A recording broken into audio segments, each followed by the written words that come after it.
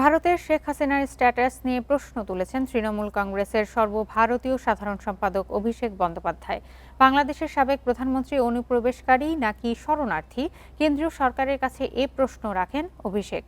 শুক্রবার এক রাজনৈতিক কর্মসূচিতে নিজের বক্তব্যে অভিষেক বন্দ্যোপাধ্যায় কেন্দ্রীয় স্বরাষ্ট্রমন্ত্রী অমিত শাহের সাম্প্রতিক মন্তব্যের সমালোচনা করেন। বলেন, যদি সত্যি পশ্চিমবঙ্গ বাংলাদেশ দ্বারা পরিচালিত হয়, তাহলে দিল্লিতে শেখ হাসিনা কি করছে? কেন তাকে ১.৫ বছরের বেশি সময় ধরে আশ্রয় দিয়েছে নরেন্দ্র মোদীর সরকার? এ সময় অনুপ্রবেশ ইস্যুতে বিজেপির অবস্থানকেও কটাক্ষ করেন তৃণমূল কংগ্রেসের নেতা। সম্প্রতি কলকাতায় এক অনুষ্ঠানে অমিত শাহ বলেন, পশ্চিমবঙ্গ বাংলাদেশ থেকে পরিচালিত হওয়ার বদলে দিল্লি বা গুজরাট থেকে পরিচালিত হওয়াই ভালো।